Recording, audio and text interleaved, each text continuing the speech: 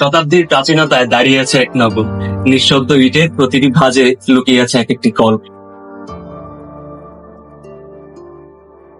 পানাম নগরী সময়ের এক খণ্ডচিত্র, ঐতিহ্যবাহী ঢাকার ইতিহাসের এক প্রাচীন সাক্ষ্য। এই নগরের প্রতিটা ভবন দেখেই বোঝা যায় কতটা সমৃদ্ধ ছিল এই নগরী। একদিন এখানে মানুষ ছিল, স্বপ্ন ছিল, আর শুধু আকাশে ভেসে বেড়ায় অতীতের দীর্ঘশ্বাস। নারায়ণগঞ্জ জেলার সোনারগাঁয়ে অবস্থিত এই নগরী ছিল মুঘল ও ব্রিটিশ যুগের সমৃদ্ধ বাণিজ্য কেন্দ্র। 1600 শতাব্দীতে শুরু হয়েছিল এই নগরীর উত্থান। বাঁধানো রাস্তা, ভাঙা জানালা, আকাশ ছোঁয়া স্বপ্ন ছিল যাদের, তারা আজ সময়ের এক পরিত্যক্ত গল্প। দেয়ালে বাজে মুঘলদের রাপতির ছন্দ।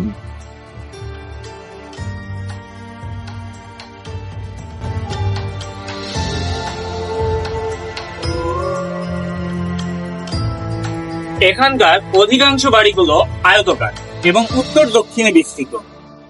উচ্চতা 1 থেকে 3 ধাপ।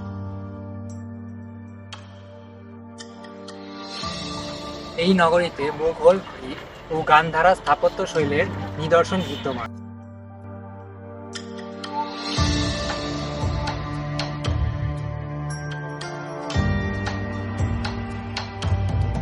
ইন্দো ইউরোপীয় এক অপূর্ব সংমিশ্রণে পানাম নগরীতে রয়েছে 52টি ঐতিহাসিক ভবন।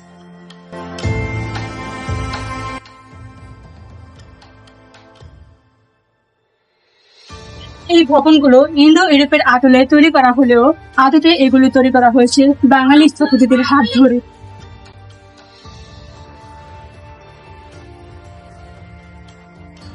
1975 সালে বাংলাদেশ সরকার পানাম নগরীকে প্রত্নতাত্ত্বিক এলাকা ঘোষণা করে। পোশাক বাণিজ্যের মাধ্যমেও এই অঞ্চলে যাত্রা শুরু হলে পরবর্তীতে এই অঞ্চলের জায়গা দখল করে নেয় ইংরেজদের মাধ্যমে নীল বাণিজ্য।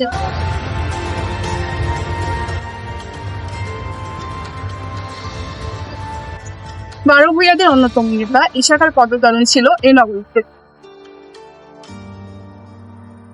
এই নগরে পানি সরবরাহের জন্য পাশে 2টি খাল ও 5টি পুকুর আছে।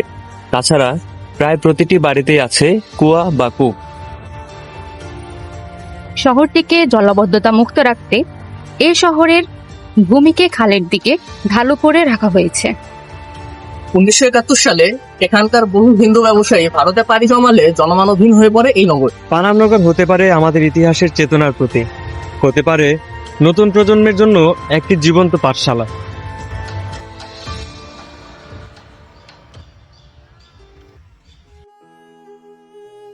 কিন্তু আজ শুধু ফাটল ধরা দেয়াল আর জানালার ফাঁকে পাখিদের বাসা। বাতাসে নিঃস্ব কণ্ঠে ভেসে আসে আওয়াজ, আমাকে ভুলে যেও না। এই নগরী চায় না মায়া, চায় না করুণা, চায় শুধু একটু পরিচর্যা আর একটু সম্মান তার অতীতের প্রতি।